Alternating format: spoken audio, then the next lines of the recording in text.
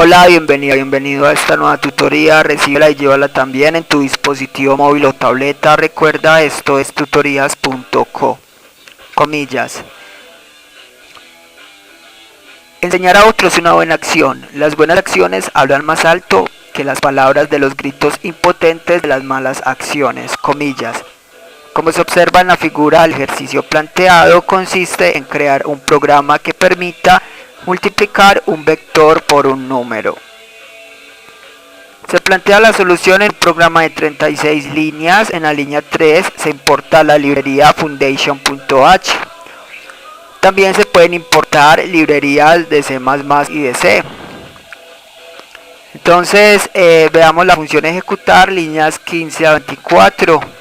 Esta función recibe como parámetro un valor de tipo numérica entera, y este número entonces será por el cual hay que multiplicar todo el vector.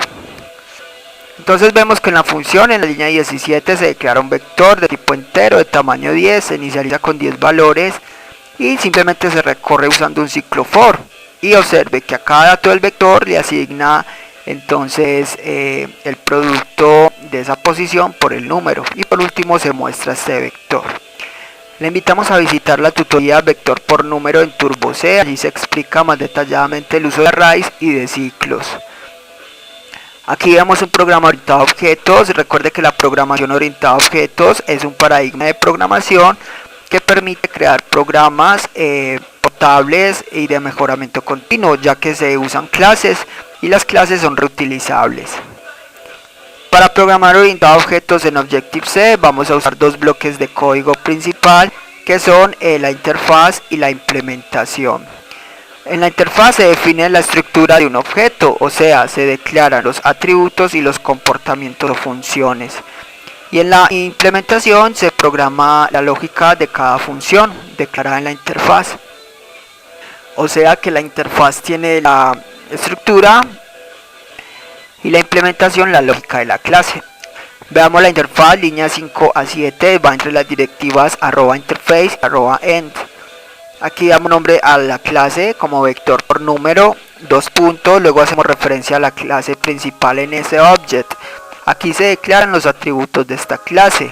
Vemos que declaramos de tipo entero la variable i, que se usa en la función ejecutar en el ciclo for.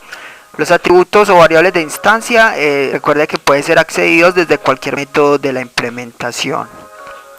Vamos ahora a declarar la función o comportamiento ejecutar, línea 6, con guión o menos indicamos que se va a declarar un método de instancia. Luego el tipo de retorno, void para funciones que no retornan datos. Luego el nombre de la función, en este caso ejecutar, y por último los parámetros que recibe. Entonces ejecutar recibe un parámetro de tipo entero en la variable número.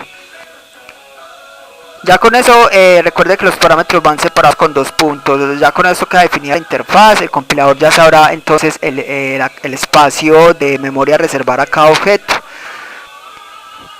Vamos a ver la implementación, líneas 9 a 25, estaba entre las directivas @implementation y @end.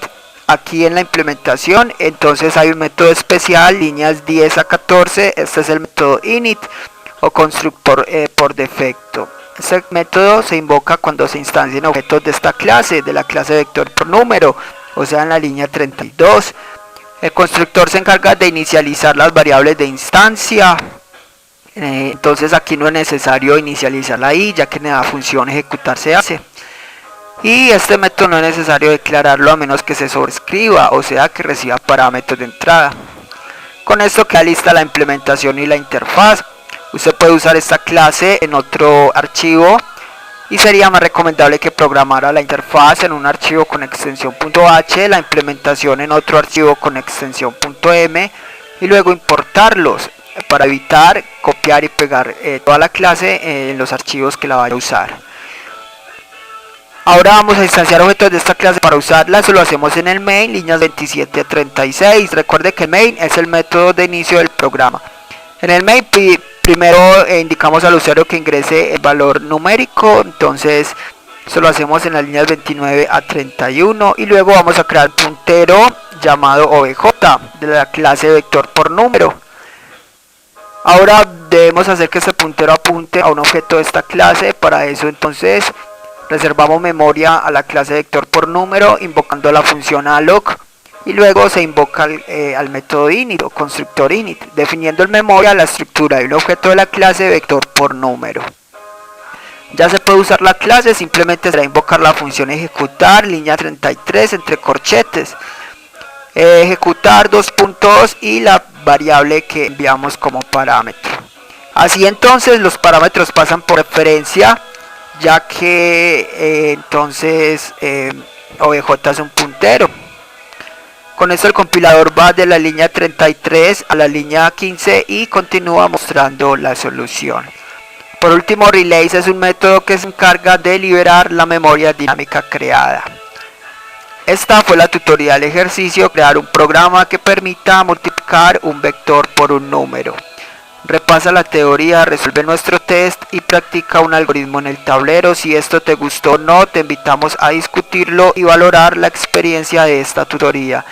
Recuerda, esto es tutorías.co, trinamos como @tutorías, posteamos en